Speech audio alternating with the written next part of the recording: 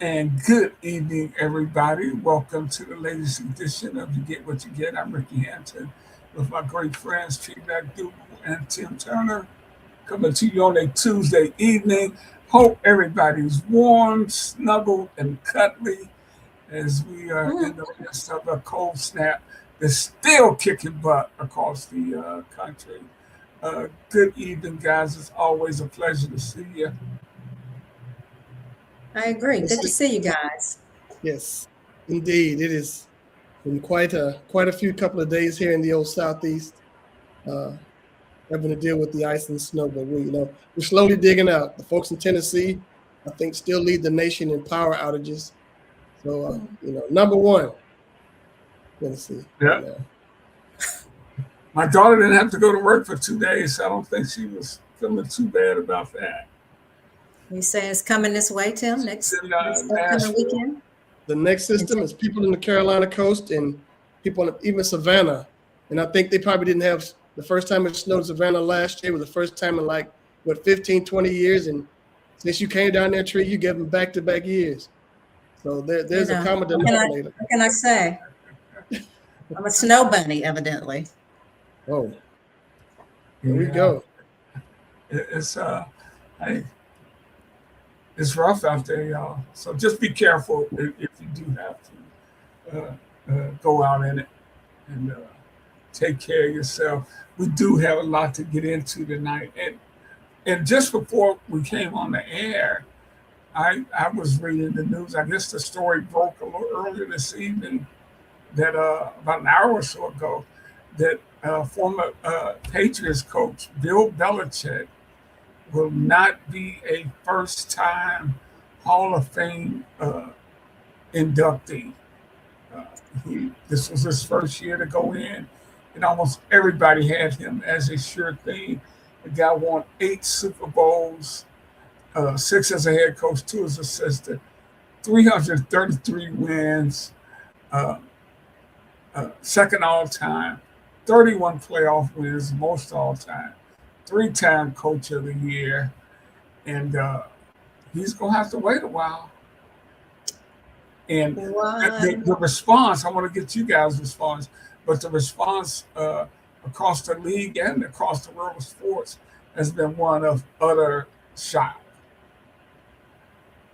Yeah, especially the people in New England who thought it was just a shoe-in, and it should have been actually. Really, I don't. There's a myriad of people could say there are things that could have been. They say Spygate was one, but it's sports writers who are in this room, and they have people who are in there, and the sports writers are advocating for the nominees. And whoever gave the impassioned plea for Belichick could not overcome the number of times he said, "We're on to Cincinnati, we're on to the New York Jets." He's hurt. Next question. Get out of the way, idiot. He never said that. But you can't be jerks to the writers and them to think they're gonna have a short memory behind that.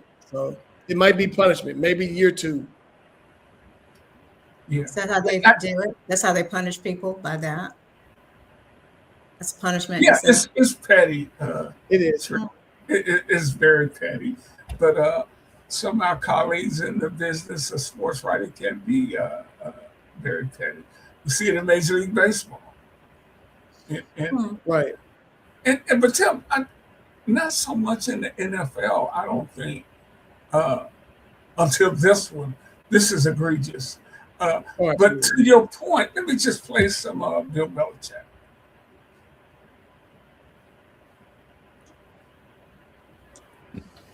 When that's required, we'll put it on.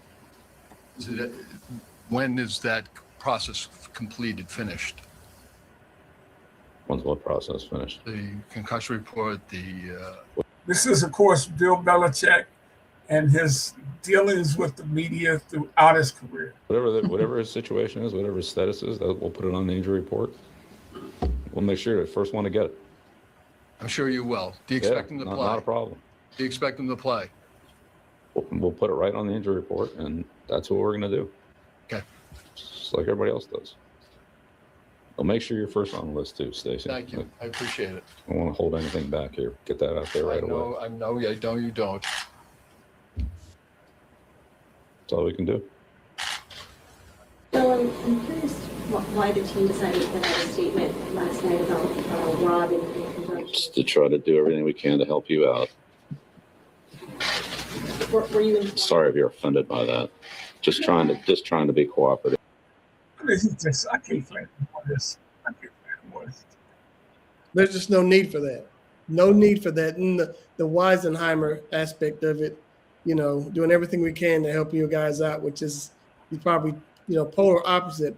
I remember one game where a Patriots player was injured on the field and it was near, I think, the opposing team's sideline, and the opposing team's trainers came out to try to help administer aid. And I think I was thinking that he pushed the guy away. Like, the one, I guess he didn't want to check the severity of the injury of the guy. And this dude is just reflexively trying to help and assist a player. And, but, every edge you could get, I take it. But you've seen him, if you ever saw the Manning cast, and he would be on there for a couple of weeks. He's great. He's a great guy away from being on the sidelines. Absolutely great. He never showed any of that personality when he was a coach. But I guarantee you, and they do not. The voting is not publicly, but if it was, those who admitted him, I almost assure you would be sports writers, and I think it's petty. I think it's wrong because he is a first ballot Hall of Famer. But I do get it because these guys got a job to do. When you're out there covering a game, you need to gather all the information you can. And he is the head man, and he is making your life difficult.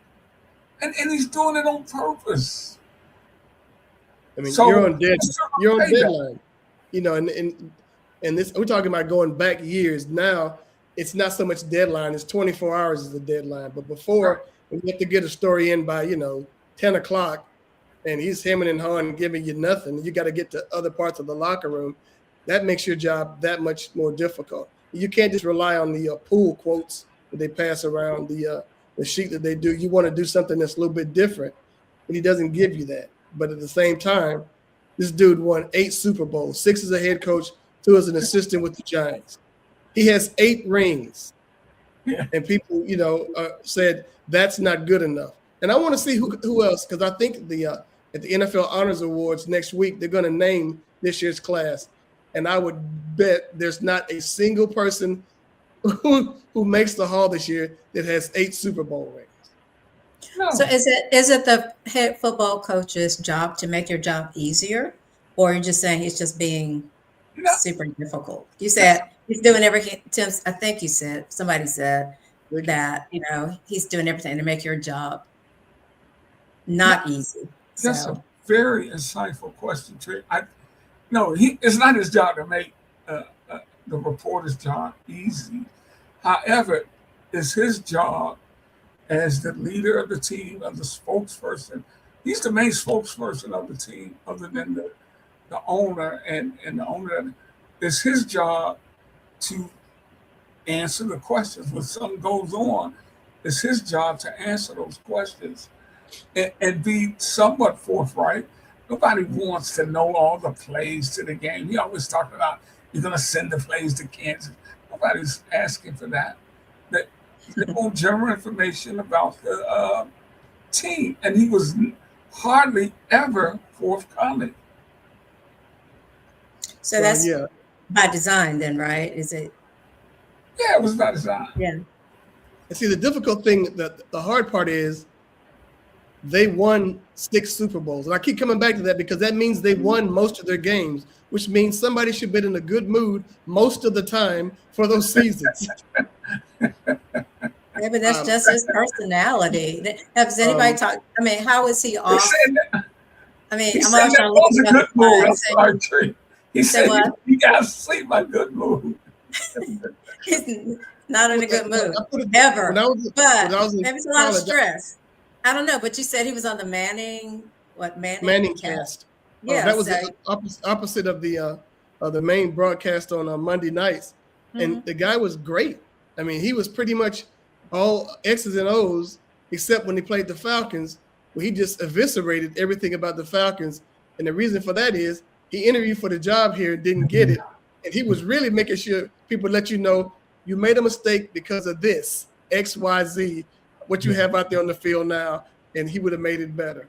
But when I was in college, I was a stringer, which means I did stories for the paper back home. And on Sunday, the Falcons game, my job to do the visiting team locker room and get quotes.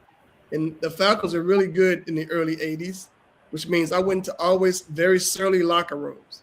And those locker rooms all the time felt like what those Belichick press conferences are. Getting cussed at for asking questions, short answers, snippy answers, non-answers, get away from me answers. And that's pretty much what he gave. And they won consistently for a lot of time, for a very long time. They won. And that's what you got out of a guy who was winning. He was in a good mood, man. Yeah. That was his happy face. Yeah.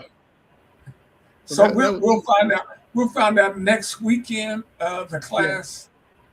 Yeah, on February 5th is when the NFL Honors Awards ceremony. They're going to introduce the class of this year's class of the Hall of Fame. Can't wait. Yeah, it was somebody that said, if he's not a Hall of Famer, who is a Hall of Famer? Right. Name all the Hall of Fame coaches that are in this. this. Not a Hall of Famer. Who is a first ballot Hall of Famer? Right. And I'd like to see who the first ballot people are. I always bring it back to baseball. I mean, come on, Hank Aaron was not a unanimous pick for the Hall of Fame. The first and only unanimous pick is, of course, somebody from New York, Mariano Rivera, a relief pitcher, was the first. It has been the first person unanimously picked for the Hall of Fame, which is just unconscionable to me. How can you not pick Hank Aaron? To think of all the people who went before that, Willie Mays, Hank Aaron, folks like that, Mickey Mantle.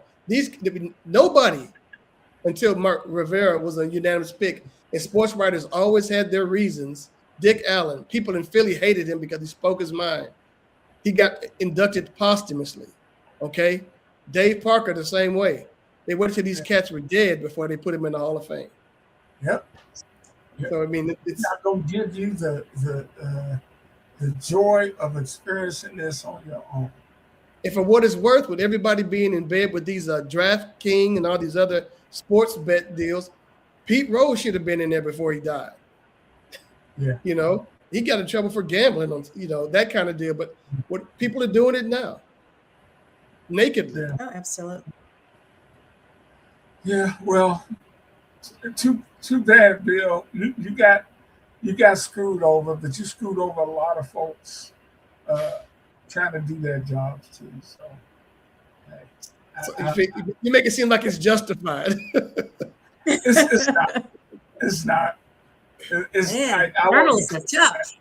He should have been there. I just don't feel bad for him. Right. But yeah, from the outside looking in, because there are people, I've seen it all on online tonight, that they're just torn up about it and thought that it was unjust, but they never had to catch that wrath, So, and it shouldn't be that way, but that's the way it goes. Because I think too, a lot of people, well, he's just being snippy. Yeah, these people are trying to do a job. That's their profession. And he was totally disrespectful to the profession. And like any profession, there are guys that do it at a higher level than some and have more respectability about the way they go about their work than others. But he essentially treated everybody like they were hacks. They didn't know what they were doing. And that was just a naked disrespect. So who's done a good job at working with reporters? Who do you think on the opposite end of that? Who's do you see is doing a great job? Covered a lot of everybody else. Okay. All right. Asked and answered. Okay. No, but you'll see these coaches talking. Like you'll see, even in losses, you'll see Sean McVay who knew he screwed up on Sunday He by did. not kicking the field goal. The guy was a stand-up guy and took the blame, took the heat. He did it. Sean Payton, a guy who I can't stand, as the coach of the Broncos, he stood up and took the blame for not taking the field goal when he had He the screwed chance. up. Yeah. I mean, it was his deal, and it wasn't so much. I mean, granted, the kid threw an interception; it hurt, but it was, they had the points right there waiting for him to take it, and then he knew the weather forecast. It went from brilliant blue skies to a end of the game with a snowstorm, and yeah. Go ahead. No, I was gonna say keep going, Tim, because let's get to those games last week. But those guys stood there and took the heat and did, right there in really difficult circumstances. When you lose a game of that magnitude, it's really easy for you to be surly and to be mean and to be jerky. But I have yet to see anybody who lost any games during the postseason to behave unseemly. Everybody, was stand-up people and took responsibility, or credit the other team or whatever.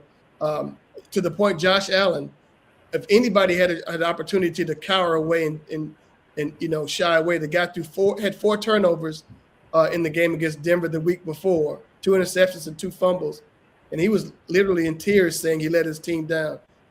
He could have easily gone away and hidden, but he didn't. So it's like, you have a choice, to be responsible and to go out there and do those things, because everybody has a job to do, and he respects the job that the media does. And so you have to respect what he does as well. So just so I'm clear, win or lose, Belichick was always the same. Yeah. Okay. He was consistent. Yeah. Yeah. That's one thing. That's his MO then. You want consistency, but not like that. Yes, you do. So you want somebody to be sometimes. That's how he rolls, as you would say in the old country. Yes. For sure. That's how he rolls. Yeah, but those games. Go ahead, Rick. No, I was going to get to the games, and I thought you had a good point with Sean Payton, because they had a chance to go up 10-0 in that. Let's see if I can get some highlights up from that game. They had a chance to go up 2 scores in that game, and they decided to. It's his second 9. They were up 7-0, and I think this is the drive where they go forward. Right. And instead of kicking the field goal to go up 2 scores, I get, this is just my little philosophy. Well, you are in Detroit. You are in Detroit. But Dan Campbell started all this. People in Denver ought to be getting on Dan Campbell. But if you got a chance to go up 2 scores, man, hey, go to kick that field goal. Right. I know. I've seen that a lot.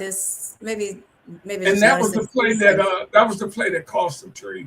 Right there, that cost them. You're right, Tree. This year has been an inordinate year where everybody we don't care where we are on the field. We're going for it on 4th down. Yeah. We're going to show our team. Just take the points. Take the points, right? Take the points. If you can. And you're playing with a backup quarterback, and your defense is playing great. Now you got to make this young fella have to score 2 times to beat you. Right. Man. And you see, what is this? This is the first quarter that could have gone up 10-0. See the field conditions? They're perfect. Right. The kicker would have had because I think he ended up missing 2 field goals late because he couldn't get proper footing. So, yeah, and then you see how we got a commercial, and then you see how quickly it deteriorates. Yeah, there we go. It's the 4th quarter, and he missed. That's a New England miss. They missed like both back-to-back field goals.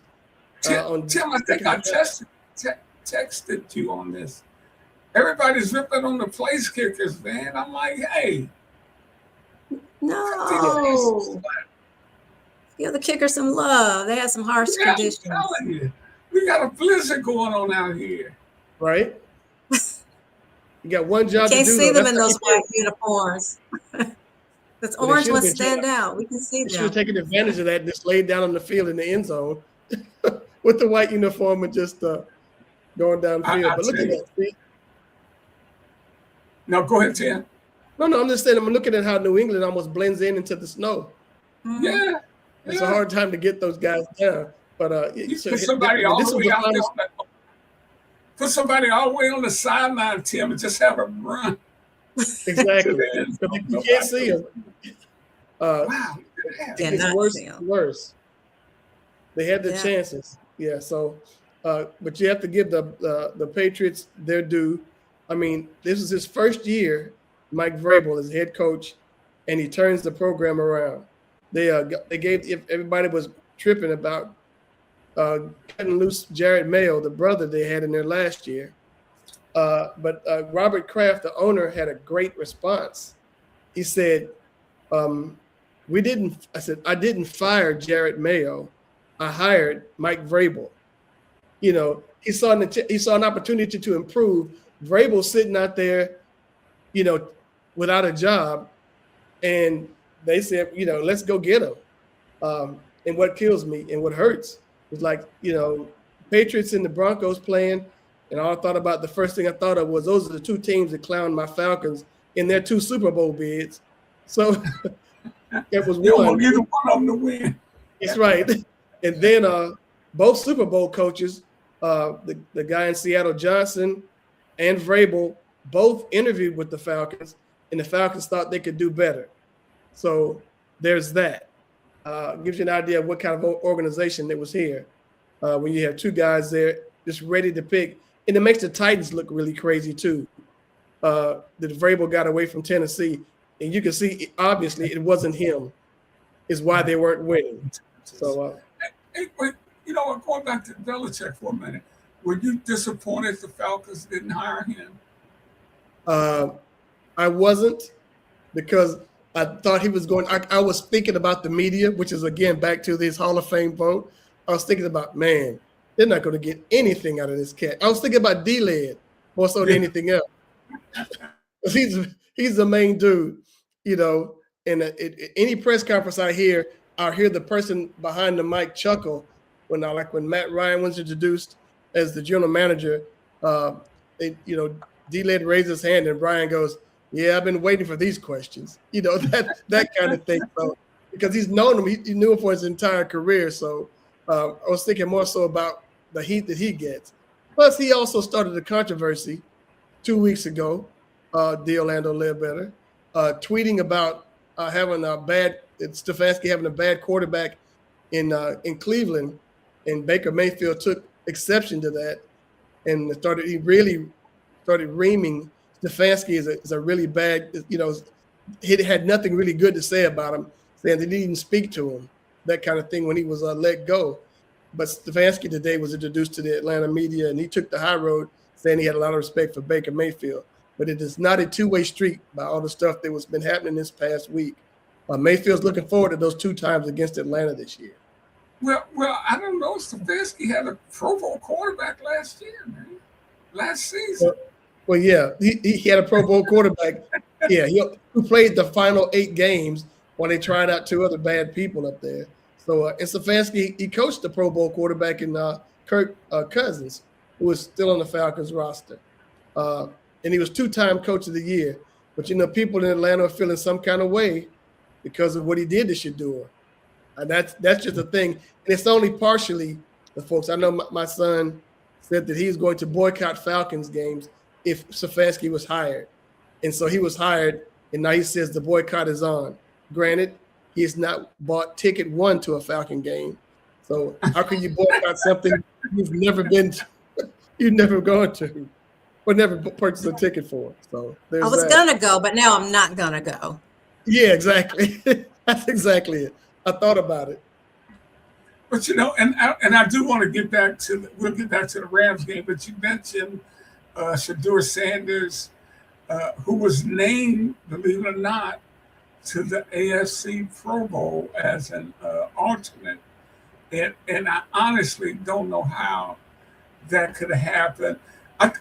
Here's what I think Shador did fine. He showed definitely some toughness and moxie, but he was a rookie quarterback. He threw 7 touchdowns and 10 interceptions, had some very ugly games.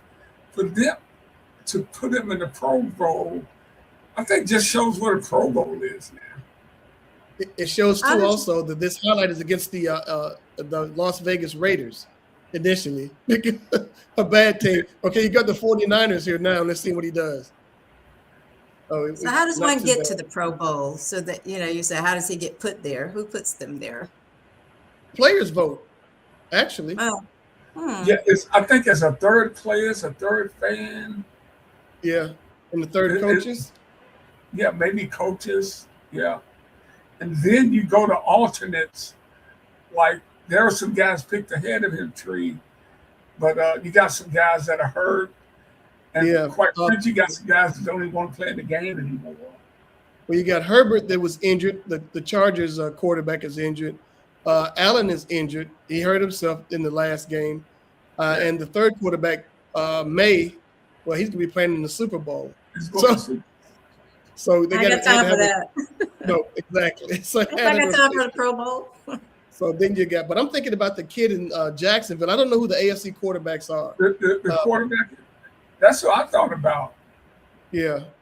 Somebody who played an entire season. Trevor Lawrence in Jacksonville. Yeah. And I think Stroud might have been injured too. So a lot of people are begging off saying they were injured. Yeah. So I mean, the game is just it's just itself. I can't even remember the last time I watched it because it's just a joke. It feels like the NBA All-Star game as well. These things where they just really don't care and they try to find ways to jazz it up.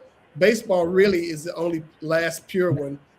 In the NHL, I don't think they do it the same way. In hockey, but baseball is All-Star game still has that feel to it, even though interleague play is taking some of the shine off of it, because it used to be the only time you saw the other guys was in the All-Star game or in the World Series. So yeah, man, it was a really big deal. Back then. But, back in the day, back in my day. Yeah, back in the day. I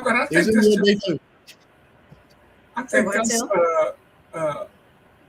unfair to Shador. I don't think it's unfair to him. I think that he should be kind of grateful for the opportunity, and this is an opportunity to help burnish his PR, because it seems like a lot of times when he speaks, he doesn't come off as a real team guy or someone who is there's an argument back and forth with my son and I about humility. He's a Sanders, so.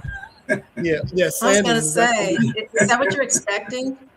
You know his daddy is, right? Exactly. I'm like, he grew up with that, and so he's probably been raised. I don't know anything, but I'm not going to speculate about that. But I'm thinking that's the model.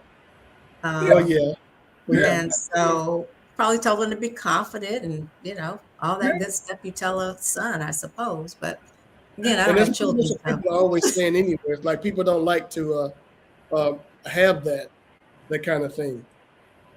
They don't want to. A person of color doesn't. It's a grading thing as opposed to being something to be aspired to. Whereas other people can be as brash as they want to. People love Gronkowski. He's a larger than life personality.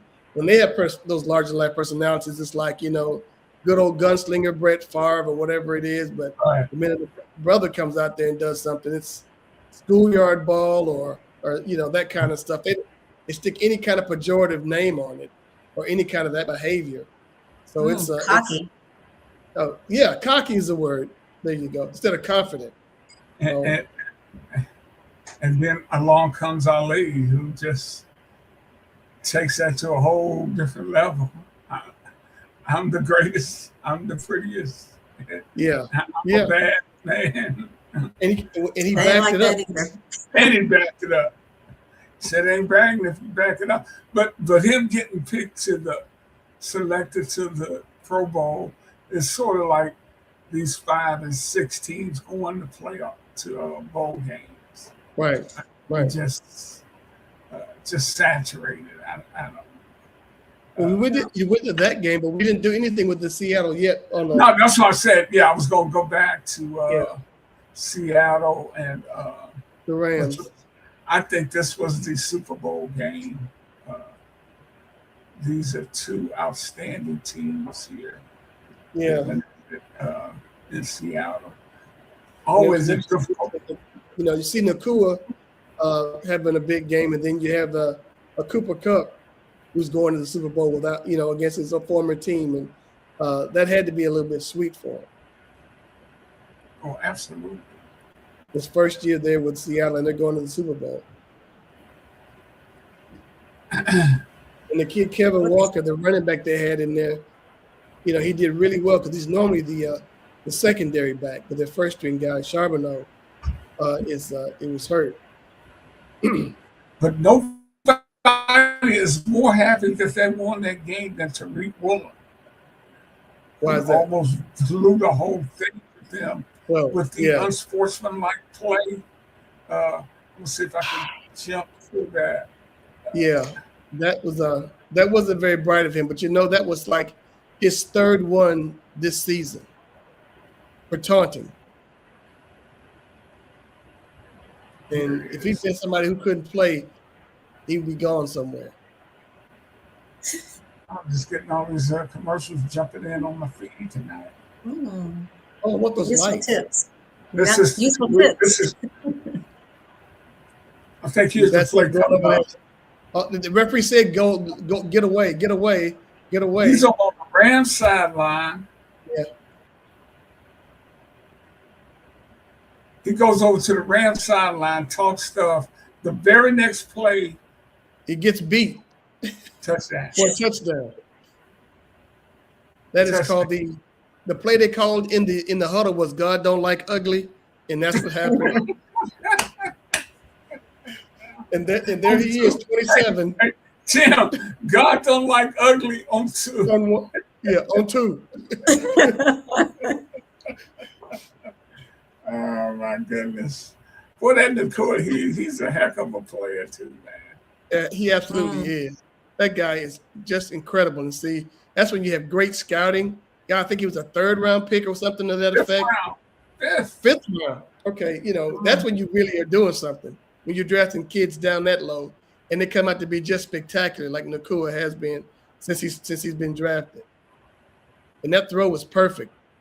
Yeah, Matthew could sling that thing for sure. Yeah. But McVay made some mistakes managing this game down the stretch. Well, he had a bad game before that. He said, I called a bad game, which barely got him into this game, and he had another bad game this week. But how about Sam Darnold? That guy right there. That's everybody a movie. considered him. Everybody gave up on him. Yeah, he was drafted in 2018. Everybody thought that this guy was a bust. He was drafted by the Jets. He bounced around. He was in Carolina for a while, for a year or two. Sat on the bench in San Francisco. Went to Minnesota last year. Had an outstanding season. And Minnesota decided they didn't want to pay him. And now he's going to the Super Bowl. Okay, so they said of the 5 first-round quarterbacks, he was one. He's the only one so far of that class of 2018 that made the Super Bowl. Also in that class, there was 5 first-round quarterbacks: Josh Allen, Lamar Jackson, Baker Mayfield, and this one guy, I forgot he was even drafted in the first round, who probably was one of the all-time great busts, Josh Rosen. Josh Rosen, yeah. Yeah. And I think the Cardinals picked him as a first-round pick, and that dude right there, he's just invisible. He never made it. I think he was even on the Falcons roster at one point as a backup. But all those other guys with all the talent, Lamar for all the MVPs that he has, and Josh Allen for all the MVPs that he has, and Mayfield for the reclamation job that he's done for his career. It is Darnold who's bounced around, has been vilified pretty much. To make it to the Super Bowl, that's one of the great storylines that's going to come out of there. And, but man, think about no doubt. Both these teams got there with brand new coaches. Yeah, and that was the thing. It's again brand new coaches that were in the flowery branch. Yeah, that's what happened. You could turn it around because Seattle had a lull for winning, or just a brief lull, and they came back. New England had a lull for about 3 years. They brought in Vrabel, who changed the culture, changed everything about what was going on in New England. They got a great young quarterback, who, by the way, is the second youngest quarterback to play in the Super Bowl. They got him in there, and the guy has great talent. He's got some really decent players around him. Can you name the youngest quarterback to ever play in the Super Bowl? Dan Marino. Yes, sir. And Dan Marino did it his rookie year, and never saw a Super Never Bowl. saw light of day. Yeah. Hey, speaking of coaches, Mike McCarthy was hired in Pittsburgh to take over the Steelers job. What's that look, Tim? Huh? What was that look you went? "Ugh." I was thinking about much to the dismay of all the Pittsburgh fans. Nobody but the Steelers front office thought this was a great pick. Nobody. Because it's not like, but when Tomlin was there for 20 years, McCarthy's already like, what, 60? He's not going to be there at 80. He's not going to be there for the long haul. And, how old is, Aaron Rodgers? What is he, 70? And he's, you got Aaron Rodgers as your quarterback, and you got to decide, is he going to come back or not? And they were together in Green Bay. Man, that sounds like, What's that? Yeah. that sounds like ageism. Well, Sounds like ageism. It is ageism, but this is not going to be where you're going to have these guys for a long period of time. And the Steelers have only had like four coaches, right? Since 69, they had Chuck Noll, Bill Cowher, Mike Tomlin, and now they're on 4 coaches since 69, right? Falcons have had 8 head coaches since Arthur Blank took over as owner, and that doesn't count the 50-year span of this team.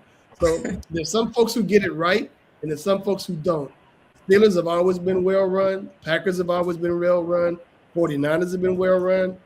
And then you got people like Atlanta and Cleveland, and they just run through this cycle of coaches and cycle of regimes. And it speaks well of these people that they're able to have this long-term success. Not great success because it didn't translate into Super Bowls like New England, but Tomlin never had a losing season. Right. They still went out the door. And I think now that McCarthy is there, they'll probably try to bring Rodgers back for one more year. And he didn't have a bad year: 24 touchdowns, 7 interceptions. I'd be okay if he didn't come back. I'm sorry. You'd be okay? Yeah, I'd be okay. I'd be okay if he didn't come back. I mean, he's serviceable. He's kind of jerky, huh? Say what? You think he's kind of jerky, huh? Or just not the talent? It's not my cup of tea. Yeah. Well, there's a long line for that. I'm sure they're going to be drafting a quarterback. Yeah. At some point, whether they bring. I tell you, guy that's out there, it's going to be a free agent, is Malik Willis, who, man, when he left Tennessee and went to Green Bay, man, they coached him up, man. And, absolutely. I thought he was a bust over there in Tennessee, because then again, too, whoever the quarterback was before, the first-year quarterback, they didn't have a good relationship. The guy was like, it's not my job to coach him up or to help him, play well. And, that kind of messed up stuff. But that happened in Green Bay as well, where Brett Favre did nothing to help Aaron Rodgers. Yeah. Who was the guy? Will something in Tennessee? Yeah, the guy was from Kentucky, I believe. Will Levis. Will Levis. Yeah, he was not. It wasn't like he's going to take him under his wing. If he's going to take him under his arm, it's going to be a headlock. Well, you probably didn't want to listen to anything he had to say anyway, Trey. Because this dude threw the ball to the other team on a regular basis. No, we don't need that. he had some plays that he come to the sideline. His coach will look at him and like, what was that? That was when you see that kind of stuff. And you see a guy come off the field and shrug, the guy's not saying good job. I'm sure I've told you guys the whole story. Junior high football coach put in a kid wide open for a pass, and it just goes right through his hands. He comes out of the game. Coach said, "Son, don't worry about it. It's not your fault. It's my fault for putting you in the game." My bad. No, My bad. not your bad, son. That's my fault. I shouldn't have done it. It's my fault for putting you in. Hey, the Bills decided not to hire Phillip Rivers, and I think they realized, wait a minute, if we hire this guy, we're gonna get run out of the league. Well, For I think foolery. Because he has no coaching. His coaching experience was like at Hucklebuck High School somewhere in Alabama. So they don't need that him. didn't translate well to the NFL. So that was the thing. But I understand Allen pushed hard for Diebold, and Diebold did not get the job. And I think he is now the OC for somebody as of today. And they promoted got Joe hired Brady. as someone's. Yeah, promoted the offensive coordinator, which might salve some of the wounds. They didn't go outside the building, but people thought that Diebold would be the guy that would come back because he got his job with the Giants on the strength of what he did with Allen when he was in Buffalo as an assistant coach. Yeah. I think we talked about this last week and mentioned it going into the game. This was the Bills' year, man. I totally get why they're making a change from McDermott. Bruh, you got a bad call there, whatever, but bruh, it's wide open for you, man. And yeah. Because when you look at Denver and New England had both teams had outstanding years, but there was nothing daunting about them. You know, they look very beatable, both those teams. Right. And Buffalo was not able to take advantage. So yeah, that hurt, but it seems to me how it was done. It was almost as if they were waiting for him to lose. That's what they said. Like, just slip up. If you don't go to the Super Bowl, I would venture. If they made it to the AFC Championship game and they lost, he still would have gotten fired. yeah. It wasn't because of the early exit. Just listening to some of the press conference they had with the GM, the owner next to him, and then the owner jumping in and speaking to try to take some of the heat off of the GM for some bad draft picks. They have not drafted well in Buffalo at all. They have not gotten Allen any help on the offense, and so and they were trying to put it the GM's feet, and the owner jumps in and tries to throws the coaching staff under the bus about this receiver they picked who was a bust, essentially, saying the coaches wanted this kid drafted. It wasn't the GM. And I've never seen that before. So former Michigan State guy.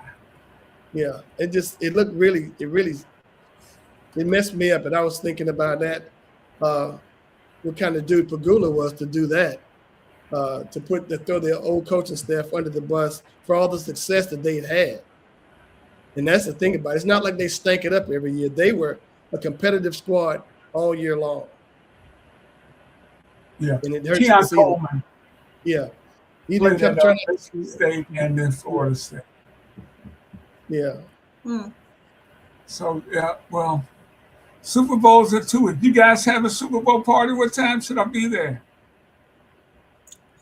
Tim, you got the wings? I got the wings. It won't be no lemon. I wouldn't be lemon pepper because I think they put out a lemon pepper when they were salting the streets in Atlanta this past week. Yeah. What y'all gonna do? What you gonna do? So it's probably gonna be some Nashville hot wings type stuff. Yeah, that'll be the deal. I really don't have parties. The last time I had people over for the Super Bowl was the Patriots-Falcons Super Bowl. Oh my God. And as the game went along, and as I I became more and more animated. People began to leave the home. And they would just leave me left by my lonesome in overtime. I had a taste of that 2 years ago when the Lions were up 27-13 at halftime. Everybody said, we're going to the Super Bowl. I think it was in Vegas somewhere. Yeah. And the great meme, I wanted them to go just so I could flash the meme. Detroit players at the Super Bowl in their minks. Yes. Say that again. Who had on minks? What? All these brothers had these different colors, like Easter suits and mink coats. Well, you got to understand, and I love Detroit. I've been here. Oh, I'm sorry. Yes, Detroit. I got it. Say no more. But everybody from Detroit is from Alabama and Mississippi, and in my case, Nashville. So and sometimes Georgia. Yeah, we got the country roots up here. But yeah, that was a hard break. But you know what? In all seriousness, it is hard to win these games. Aaron Rodgers, tremendous quarterback. What did you want? One? Peyton Manning, two? Eli Manning, two. So, everybody, I'm trying to think of that. There are teams who have never been. And I'm trying to figure out ones who have never been. Lions have never been. I don't think this iteration of the Cleveland Browns, the Texans haven't been. Jacksonville hasn't been. It's about everybody else has. It's another original NFL franchise hadn't been. But anyway, I know Detroit and Cleveland for sure. So what's the thinking about having a party? Wow. Hey, we got some HBCU football news. Yeah, there's some. FAMU is gonna. They're just jumping out the box with their first three games, and the games 2 and 3 are the ones that really kind of trouble me. I mean, granted, so the new coach, Coach Quinn, who came from Albany State, he opens the season against Albany State in Tallahassee. It's Quinn Gray is his name, Quinn Gray Sr. So his former team, they open the season with them in Tallahassee. Then they come back the second game. They go down to Miami to the stadium with the Hard Rock Stadium, and they play. Fan plays Bethune-Cookman in the Orange Blossom Classic. Think this now: 5 days later, they play the University of Miami in the same stadium. Those are the first 3 games. You got Albany State, Bethune-Cookman, and runner-up for the national championship in the first 3 games. So it's not like there's going to be a honeymoon period where they play the Sisters of the Poor and Joe Smith's nail salon school. They're playing 3 quality squads. Wow. And FAMU has Tennessee State back on the schedule.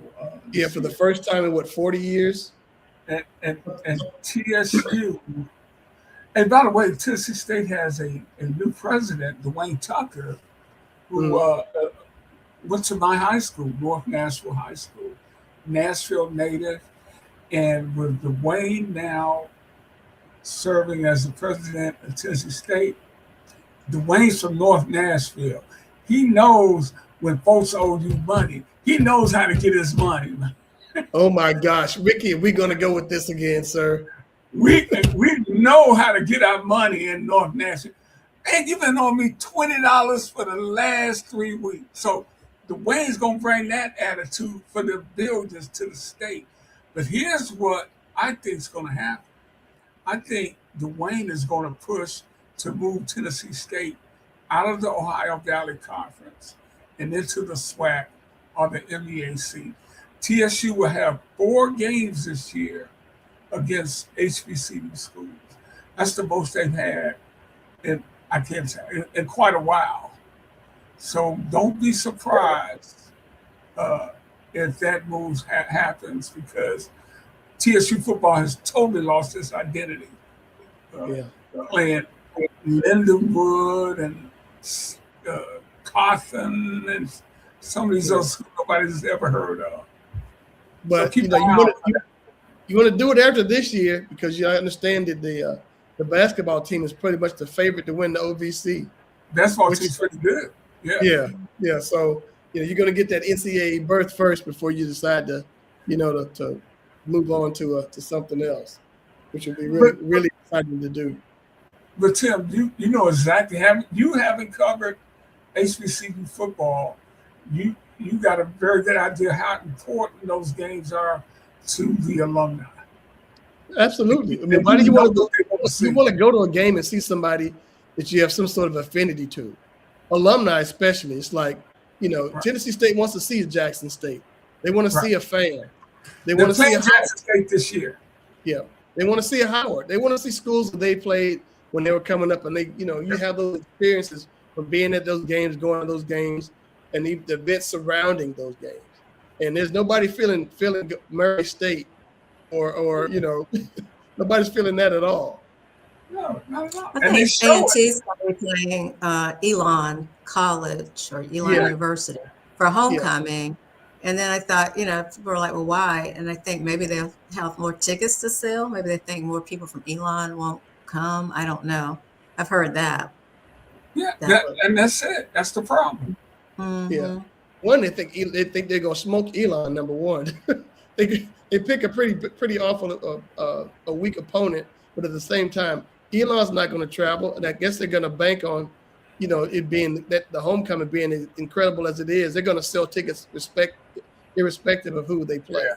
Elon is right down the road, so I think they could travel. It's not that far, Okay. but they probably, I don't know. We'll see what happens. But it's a big The homecoming is an event. Absolutely. Yes. The same with And it's the greatest homecoming on earth. I just want to throw that in there. Go on.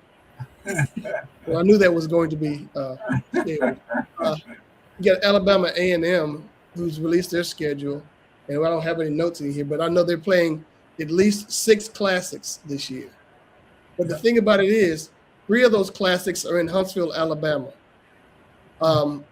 It's their home stadium, so I don't see where it can be so much of a classic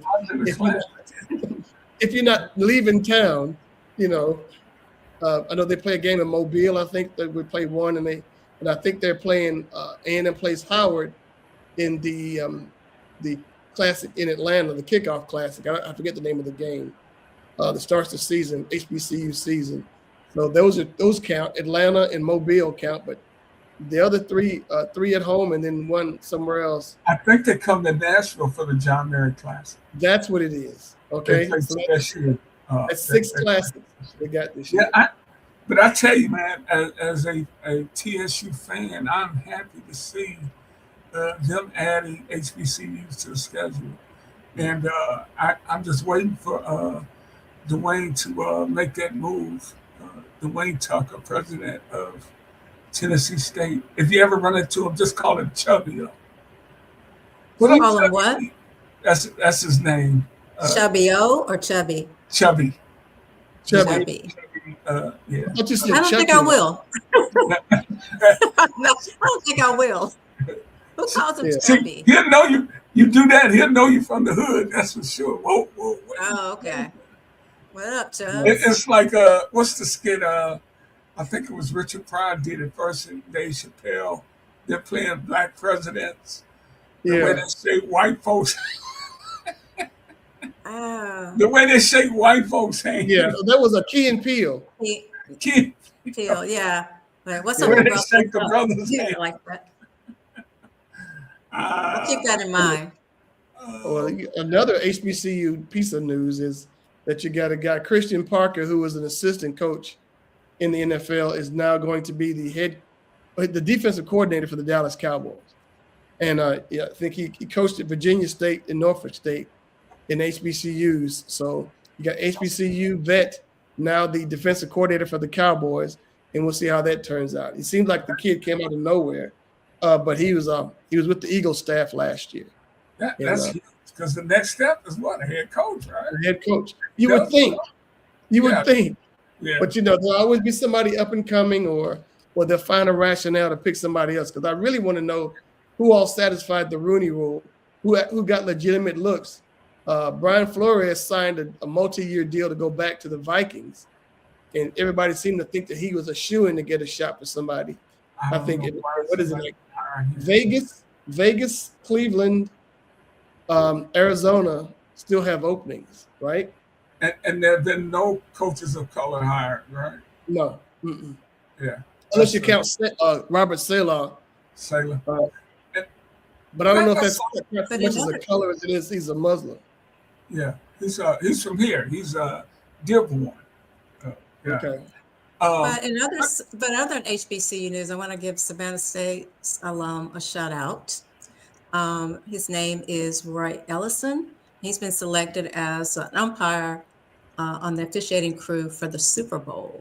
Absolutely. Congrats. Good old Sam. Good old Sam. Don't forget about Savannah State. Absolutely. No, we won't. We won't. And non-players, he's a coach. I mean, an official. So that's pretty. It counts.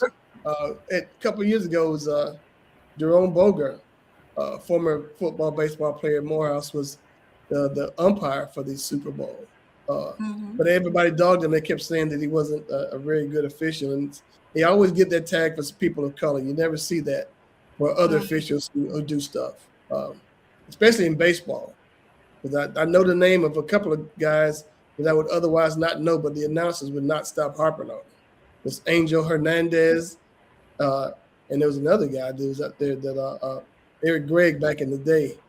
Eric Gregg, yeah. Yeah, they always dog those guys for being bad, but there are other folks who are just equally or probably just as bad who don't get the same rap. So our sins are always more egregious than others. But you know what, man? We talk about we're going to have 10 openings in the NFL, 8 have been filled so far, with the possible exception of if you want to consider Sal or person of color, 2 more openings. I want one day the NFL to become the NBA in terms of how. I can't tell you how many black coaches it is in the NBA. Right. The brothers get hired, fired, whatever. That's what I want to see in NFL one day. Nobody bats an eye when it's the NBA. No. That kind of thing. And they don't do retreads either. They just they find new guys to come in there. I was watching an Orlando game the other night and saw a brother on the coach, and I'm like, who is he? Right. Right. Who that is? Who that is? It was another team that played this bad. I think Cleveland, not Cleveland's coach, but there were some others. I'm like, okay, where did this guy come from? Because, but the people in the league who know who these guys are and who are the up and coming coaches. I think there's really respect for everybody, except for the guy at the Lakers. I don't know if why people are always harping on the job that he's done out there. J.J. Redick. Yeah, Redick. But the NBA and its players, they have an outstanding working relationship.